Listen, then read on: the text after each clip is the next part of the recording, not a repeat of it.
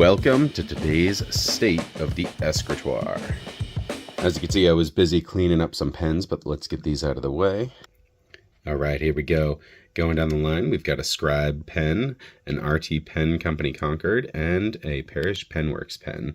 For nibs, we've got a Salamander Flex up here, shark bait. Second one is the Italic Hammered Flex. And over here, we've got a Yovo Omniflex nib. Beautiful pens. But today we have a new pen day. This is an Autmog, and I got in on the drop. It was like, I get up early for work, so I was up early on a Sunday. I think it was like 6 a.m., 7 a.m. local time. And someone on Reddit posted like, hey guys, the Autmog drop just hit a couple hours ago. So crazy timing, but it allowed me to actually get one in. However, I have also anodized an Autmog for a friend, so I'm familiar with this. I've done a review already on Autmog. All right, and this doesn't want to open. We are jumping into it. What are we using today? Over here, we've got a Heretic Knives Manticore, I think it was. Here we go.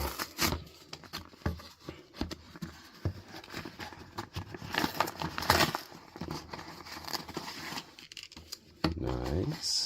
Okay, nothing else in the bag. So it's a very Spartan delivery. Made in Vancouver, British Columbia. Thank you from Brian.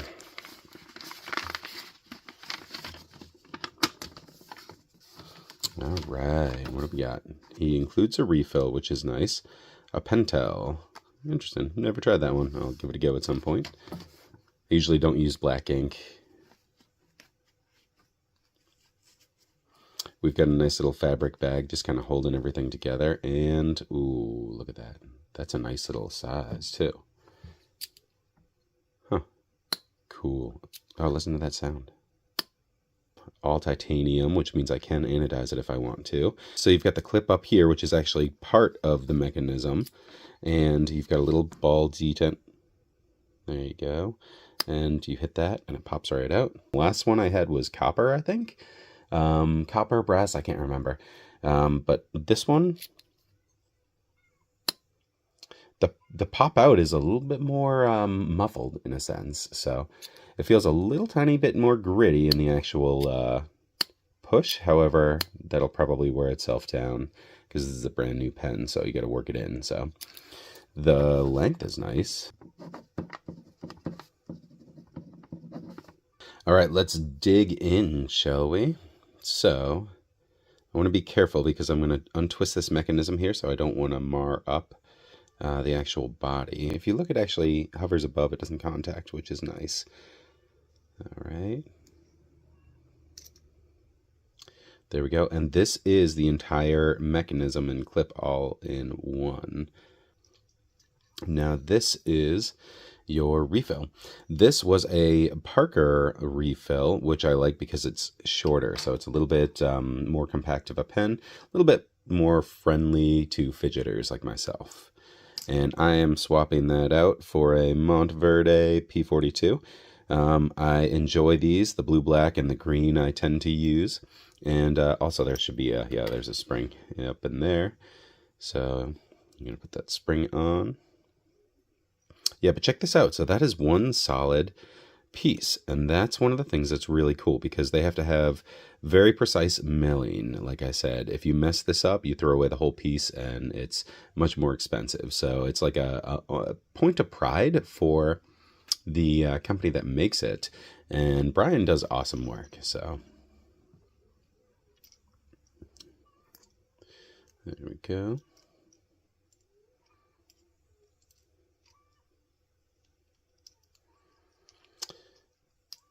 No, it's titanium, so it should be fine. But I wonder if I should put a little drop of nano oil on this mechanism. I'll let you know if I end up doing that. But for now, I'm just going to kind of break it in as is. That's satisfying. I love that little kind of muffled sound this one makes. Very cool. All right, let's do some size comparisons. First up, a Damasteel cam pen. And these are also Parker size. So we're going to do Parker size here because this is a Parker Autmog. And we see the Damasteel Campen is longer and a bit more stout. Next up, a Parker-sized Q3D, a shipwrecked molecule. So it's copper with a forced patina here. And this has all the copper adornments, the straight clip, the full kit here. But this is also Parker-sized. So let's take a look. And the Q3D is a little tiny bit longer and about the same girth, I would say, just a hair bigger, not too much bigger. Let's look at the diameter girths there. I will say one thing that did surprise me was the comparison here to the Tactile Turn Mini. I've had 3 different sizes of these, and this is the one I kept, the Mini.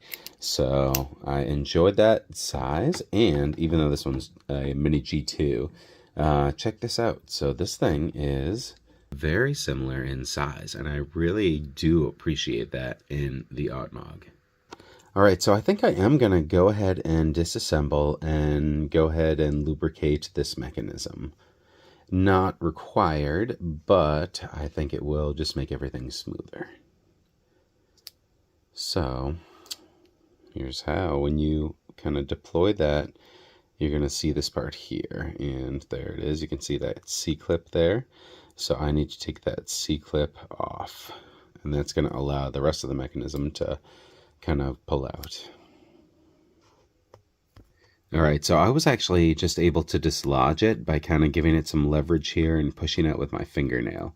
So now that that is removed, make sure you prep your area here. You see I've got my nice surface to catch any parts here. Looks like we're actually going to take the O-ring off. All right, I got it off. I was able to kind of use, again, just my fingers. And now we should be able to take this out. We are going to want to keep in mind the ball bearings. I think there's actually 2 in here, if it's similar to other ones. And these are going to kind of pop out as well. So that's why I have this vessel here. So that way you can kind of put it in, and when they pop out, they're not going to fly off on you. So let's see. There we go. Yep, there you go. You just saw them fall out. And there you go. That is how you disassemble an Autmog. Next up, for oil, I actually use nano oil from MXG Gear here.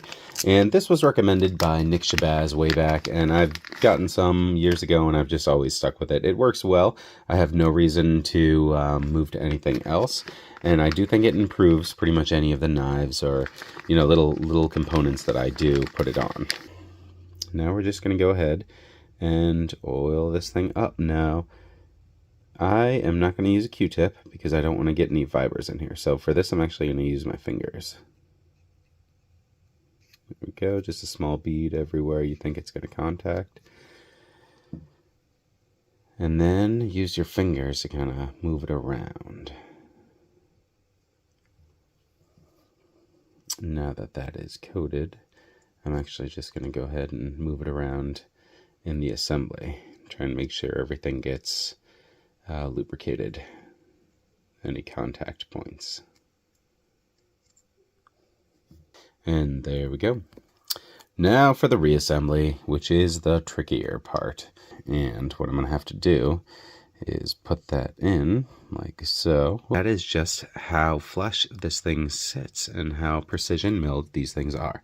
So now that that spring is in there, I'm going to try and put these 2 ball detents in. And the tough part is you got to kind of hold them in while you put the assembly back.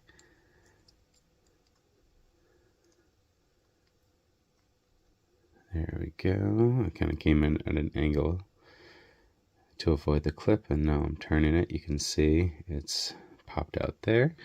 Now I've got my little O-ring I got to put back on.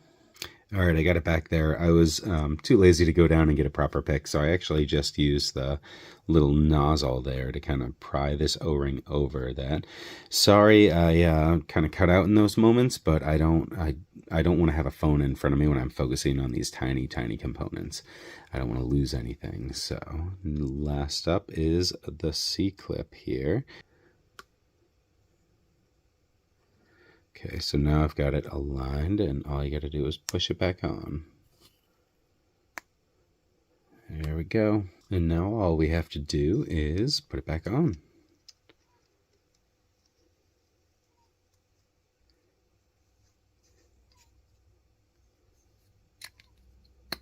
And now we've got that little tiny extra bit of smoothness.